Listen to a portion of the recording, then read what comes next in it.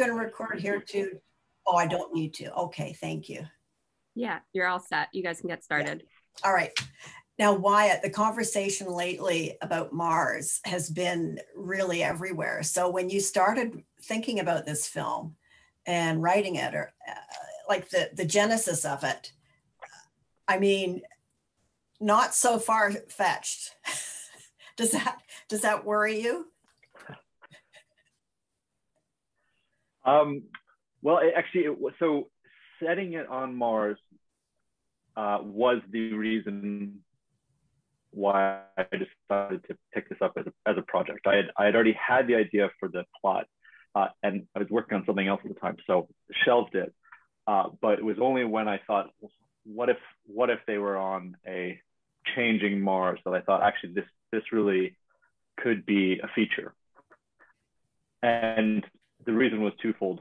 One was from a cinematic perspective, looking into what Mars is like and how it would change, which was a really fascinating deep dive. And there's actually this incredible sort of online subculture of speculation about how we would change Mars to be like Earth. But to give you a concrete example, the sunsets on Mars currently are blue. If you Google Mars sunset, you'll see images from the Mars rovers that are there now of these incredible blue sunsets through the Martian haze. And as we terraform it, as we change it to be more like Earth, naturally the sunsets would become more red. As things have progressed in our story and are starting to collapse, and the Mars is reverting back to its dead state, it would start to get more blue again. And I just thought, what a powerful image, but also one that reflects the increasingly bleak state of the characters.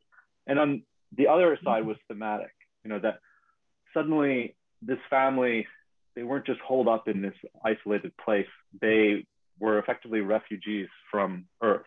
And that opened up it just made it for a much more interesting, rich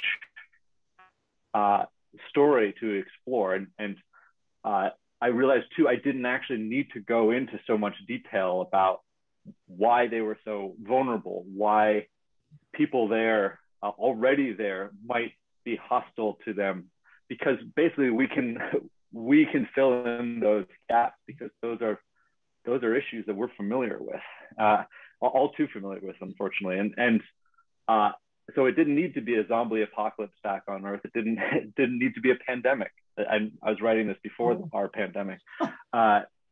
It was just, if we extrapolate out where the direction we're headed and nothing gets better, this is maybe a possibility. And it felt like, oh, that's we don't even have to say that much, and people can fill that in. Right. Yeah. And also, I mean, I'm certain people are working on ways and means of providing air so that people can go there. And I like that you use the word refugees, because I mean, the state of the Earth, and whatever year that is, I mean, it can't have improved that much, I wouldn't think. Yes, they're not sure, they're looking for a new start and peace and calm, but it's beyond that.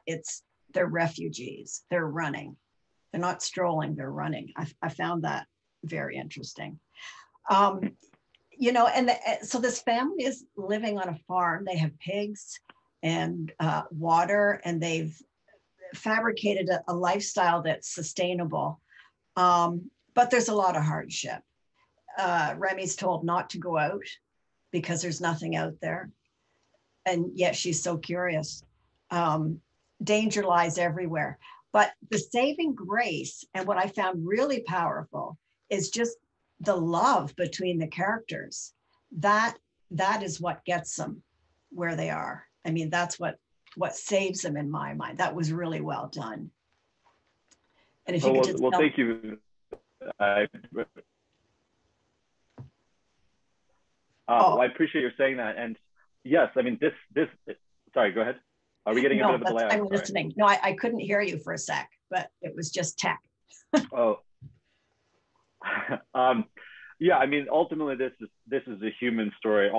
Everything I was talking about the sort of sweep of history leading up to that point, all of that, as I was writing, changed on a dime to accommodate the or would change on the dime to accommodate the dynamics that were going on the ground between these characters, because that for me is what was really interesting and what is worthwhile about this story, what's worth people's, an hour and 45 minutes of people's time. It is people, because they're in such an isolated and such a vulnerable setting, having to confront and consider options that they wouldn't consider in a million years otherwise. And as you say, I mean, I think it really does come back to this need for human connection. Even Jerry, the antagonist, you understand where he's coming from. That was something that people have said again and again to me. It's like, I hated what he was doing, but I understood why he was doing it. And he too just wants to be loved. He unfortunately does it in a way that is manipulative and actually it's the reason people can't love him back. Yeah. But it's all coming from that same desire for connection. See, yes, I know that's there, but I was wondering if there's also an altruistic thing in that he wanted to continue the species. So, that would have made him good, but his methods, I mean, women can relate to how she felt. So, that was an interesting contrast. Yeah, I would say I would leave it up to the viewer to decide, what were his primary motivations, whether it was altruism or otherwise. I think Jerry he's a survivor, right? And so he's always working in an angle. And if that angle is altruistic, great. But I mean, I think there's only so much we can judge him. But I will say too, on your point about coming from this as a perspective as a woman and being able to relate to the position he's putting them in, that was a really interesting thing for me, writing this as a man, trying to put myself in the headspace, of women being put in this compromised position. Very realistic. And it was really interesting to get feedback. Well, I'm pleased to hear that. But I mean, getting the feedback from my wife, who is one of the producers on this, friends who read this and actually in earlier drafts, they said, make him more likable. Don't let her off the hook. And they could relate to this position. A friend who's also a filmmaker, I think, put it really well. She's like, I've been in that meeting where it's like, oh, I thought this was a work meeting, and suddenly this has become something else. And having that perspective from female friends was really helpful in getting. I mean, that's going to hit a lot of women really hard. Another thing that hits hard, a scary moment. One of the scariest moments I've seen in film lately. Leave on the front window. Oh God, they have no idea what that is. I think they think they're alone. Someone knows English. Just a great idea to introduce this danger. Very graphic. So, well done. Well, I'm glad that hit. I that was actually, it's funny, it changed a few times. Originally that was written in the dirt outside, and we changed it, I think, during production, because the art department came. They're like, it's going to be really hard to take that out of the dirt once we write it in, and we're shooting out of order, and we're like, and so then we had the thought, let's put it on the window. And originally it was dirt, and then in post-production we changed it to blood. I mean, just like this pig's blood, and so it's an example of the ways in which something, I think, can actually improve when you're trying to fix something, on work around the conditions you're working in. Yes. I want to talk about Steve. What a lovely guy. He's a robot, but he's sentient. And I can't say too much about what he does, but just thank God for Steve. I hope I can have a robot like him one of these days.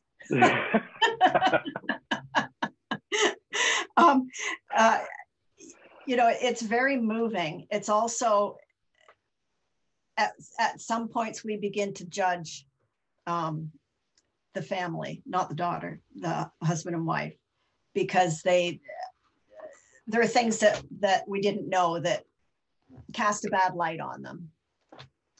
But I think that's really lifelike. I think that's a natural, realistic thing to do. And it adds such interest.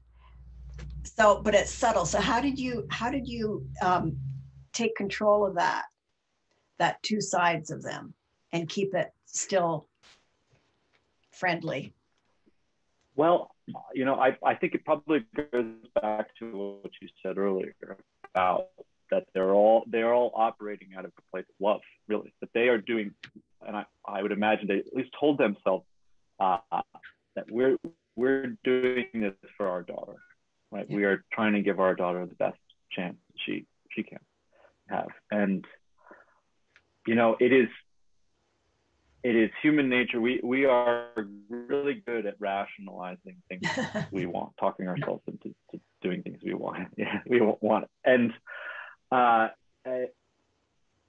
for me, I mean, that is just a place that is part of the human psyche that I just find really interesting. And because when I find it really fascinating to see who are in under circumstances in which they really have to confront who they are, what are they willing to do, how far are they actually willing to go, and where is that line?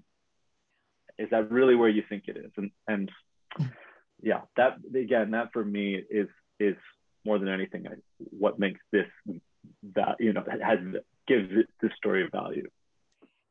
And also what you've done is there's not a lot of verbiage in it. There really isn't.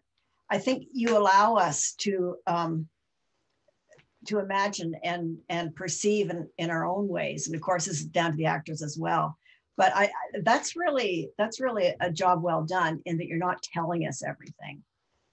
You're suggesting. Well, that's nice to hear. I know some would. Well, no, but I know some would probably, you know, want to hear more, and you know, that's something you always agonize over as a writer, especially also writing, you know, sci-fi, where you're basically having to come up with the world and explain things. Where's that line where you get sort of bogged down in exposition versus just letting the kind of story tell itself? And as much as possible, you're always looking for, that's the key, visual. I definitely erred on the side of just less is more. Yes, because Explication, some movies like franchise or origins films are nothing but explication, and it ruins it. So well done. That's a pet peeve of mine. So do you have another project on the go right now? I mean, you haven't made that many films. You've spaced them out. So I'm just wondering how much time you give yourself. Sure. Well, this is my first feature. So I've made shorts and other work in the past, but so this is a big step for me. And I actually am working on. I'm writing another film right now that's actually about the man who killed Rasputin. So similar. It's very genre, but I would say there is a connection in that, again, it is focused on people who are find themselves doing, you know, considering things that they would never in a million years consider. And there is, I suppose it's this sort of lurid fascination with taboo that I just can't shake. But it's about this guy, Prince Felix Yusupov, and he was an interesting character in his own right. And really, for me, it is a story of this guy struggling with his own identity, and basically he projected this part of himself that he found abhorrent and was trying to exorcise from himself onto Rasputin. And he was, if he could just get rid of this guy, everything would go back to normal. And if anything, hastened the revolution and helped to bring down the very world he was trying to fit into so badly. So anyway, work in progress. And of course, his threat, he's another Jerry. So you've nailed that. And I must say, for a first feature, wow, it's really good. Congratulations. So how have you found the pandemic to be a good time for creativity, for your own creativity? Well, so we we shot the film in the fall of 2019, had just locked picture when the pandemic descended. And, and so we had effectively an extended post-production through much of 2020, which actually probably made Settlers better, just because we had the opportunity to really tweak things. But we have been sitting on a while. So that had been the focus through up until fall. I'm excited for people to really be able to see it.